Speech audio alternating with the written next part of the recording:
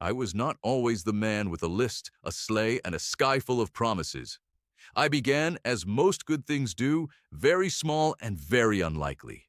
The world was larger then, not because the maps were different, but because wonder had not yet been divided into tidy boxes.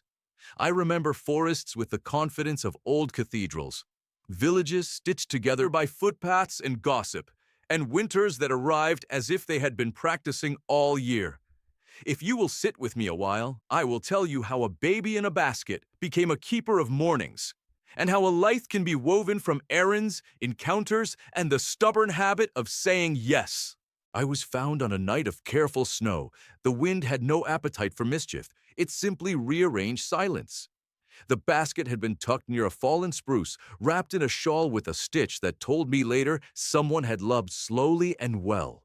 I do not know the name of the hands that set me there. I bless them. They trusted the forest to finish what they could not, and the forest did not fail. A stag bent his antlers like a cradle.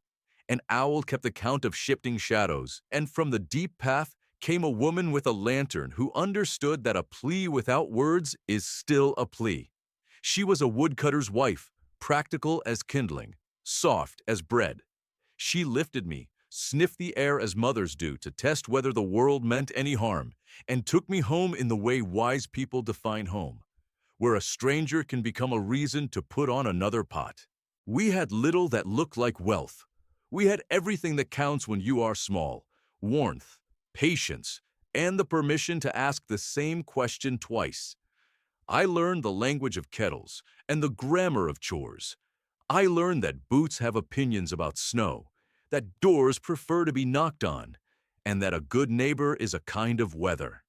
On the edge of our village lived an old toy maker whose hands could guess the weight of joy before the paint dried. He taught me to carve, first badly, then less badly, a crooked horse with one ear shorter than the other, a boat that refused to float but sailed admirably across tabletops, and at last a doll whose smile arrived in the wood before I was ready for it. "There," he said, wiping sawdust from his nose, "now you can give mornings to other people." We measured the year by small ceremonies. In spring, we swept winter from thresholds and declared victory with soup. In summer, the lane made room for laundry lines and unfashionable laughter. In autumn, we checked the roof and told ourselves bravely that it would behave this time. And in winter, we did our sums: how much wood, how much flour, how much courage. I discovered something then that has guided me since. Children are accountants of wonder. They keep the ledgers of firsts: first snowfall, first pair of skates, first time a candle throws shadows large enough to be a story. They also tally absence: the friend who moved away, the seat at the table now set with memory. I could not change those columns, but I could add a line, a small wrapped thing, a carved face, a proof that someone far away had said the child's name out loud. I carried my first sack by hand. It held 5 toys, 3 apples, and 1 loaf wrapped thin. I knocked on doors as if the hinges might be startled by joy. I left the gifts where they would be found by hands that deserved them and by hearts that were not sure they did. It felt like the simplest arithmetic. Take what was made with care and place it where care had been running low. The sack grew. The village widened. Roads learned my boots. Then sledges learned my boots. I was noticed by the reindeer at the tree line, who prefer calm men to clever ones. They watched me fail, with harness that slipped and knots that lied about being trustworthy. And when they were convinced I would keep trying without complaint, they allowed me to become their pupil. From reindeer, I learned balance. From owls, I learned patience. From foxes, I learned that a rival must be quiet to be welcome. You want to know when the sky opened? Not at first. I stayed on the ground a long time, because humility is a better teacher than height. But distance forced the question. There were children who lived beyond the reach of my nights, and letters that arrived tied with string, written in careful script from places where roofs wear other shapes. The reindeer stood at the ridge and breathed clouds as if to show what might be possible. I did not persuade them. I asked. They answered as free creatures answer, with a decision made by more than instinct. We ran, we climbed, and there came a moment, surely you have one in your old life, when the world that always was became the world you can finally see. The snow fell below us in long, obedient lines. The wind decided to be a road. The first leap is never graceful. It is only brave. Brave was enough. I traveled farther than anyone sensible that night. I found my way the way a carpenter reads a grain, by listening to what resists and what welcomes. The sack was light at the start and light at the end, and heavy where it mattered. I learned how doors speak, some with bolts that prefer to be coaxed, some with latches that enjoy applause. I learned how chimneys breathe, some fond of surprises, some proud and solemn, all black with stories. I left what I could and promised what I could not leave then to return later with interest.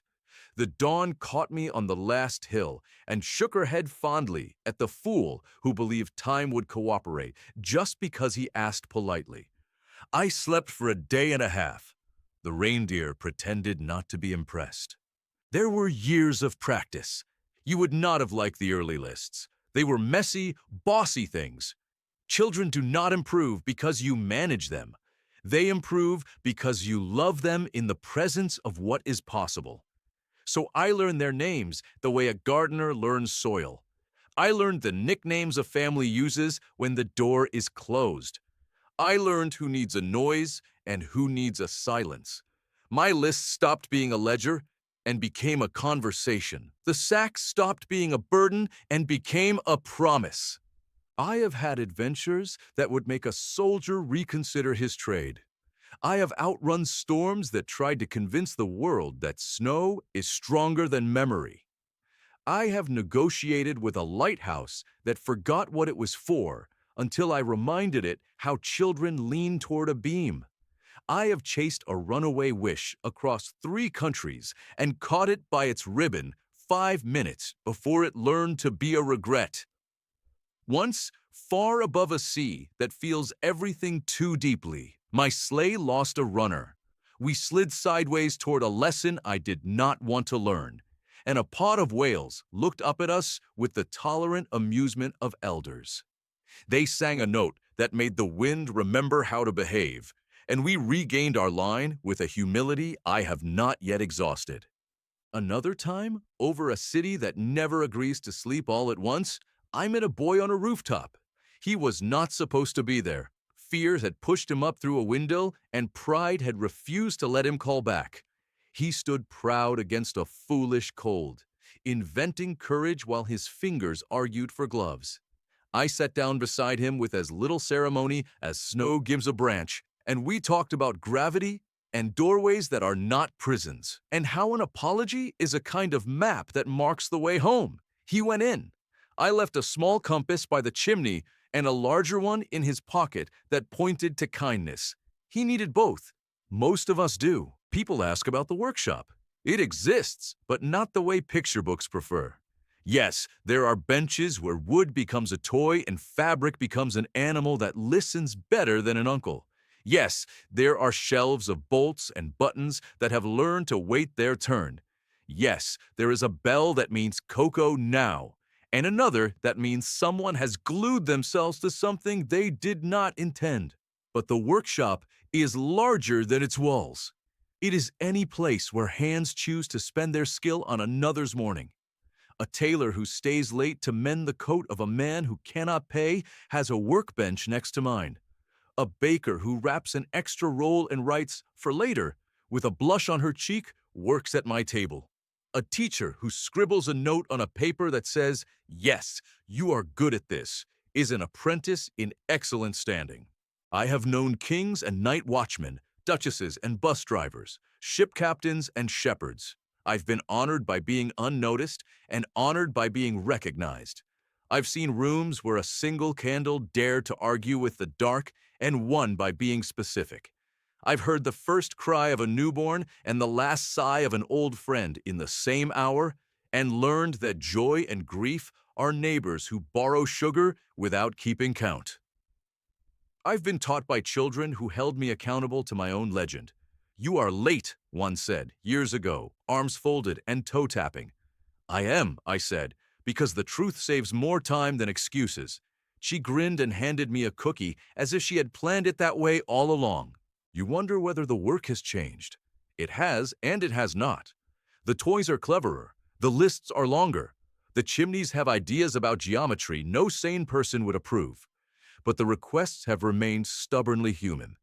Please help my baby sister sleep. Please make my father laugh like he used to. Please find the missing cat who answers only to the sound of a spoon on the bowl. Please send me courage to say the simple thing I have made complicated. And yes, the sparkly things, the wheels and gears, and lights and squeaks, because delight is not frivolous. It is rehearsal for hope. There are rules, although I do not post them on the wall. The first is that nobody gets left outside the story. The second is that generosity must be contagious. If a gift cannot be shared, a toy, a treat, a triumph, then it needs a conversation. The third is that time will do its best, but I must do better. This is why I begin in the east and move west. Why I trust clocks only when they are supervised by kindness. Why I keep a handful of minutes in my pocket each year for emergencies no calendar could predict. I am old, and not. The years sit on my shoulders like friends who know when to be heavy and when to be light. My beard and I have an understanding. We give each other dignity and stay out of the way. I walk more slowly than I used to through certain rooms because those rooms have earned the right to be lingered in. I still run when a laugh calls me. I still kneel where a cradle asks for blessing. I still look up at the stars and ask them to mind their duties and to wink now and then when a child is watching. You ask sometimes what I believe beyond the sleigh and the sacks and the ceremonies. I believe that love prefers verbs to nouns. I believe that the world can be convinced to be kind one morning at a time. I believe that repentance is a door with oil on its hinges and welcome on its mat. I believe that the best secrets are the ones we keep in order to give them away at the right moment. Secrets like a letter tucked under a saucer. Like a tool mended and returned without note. Like a paid bill that arrives stamped simply, seen.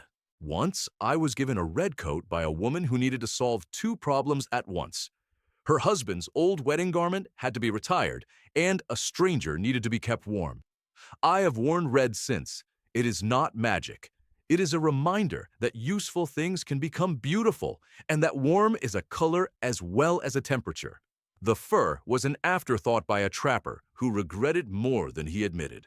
I took it and promised to spend the rest of my days paying down the debt of every creature's gift. Now and then I fail. I miss a door. I misjudge a list. A gift arrives that would have been better a year earlier or a year later. When that happens, I keep a ledger no one else reads. On it, I write the names of those I owe a second try. I consider that ledger a friend. It keeps me honest and hopeful, which is the correct posture for anyone who means to live long and well. And you? You have been waiting for me to fold this into something you can carry into your own hallway. Here it is. Keep a list if it helps. Not of wrongs. Those memorize themselves. Keep a list of names you will speak out loud in kindness before the year is done. Keep a small sack by the door with something in it you will not miss until you give it away and discover you do not miss it at all. Learn your neighborhood the way reindeer learn wind. Where it pushes, where it yields, where it sighs. Knock softly, enter humbly. Leave a proof that love has opposable thumbs. Tonight, when I go out, the sky will behave like a road again because it enjoys being helpful in December.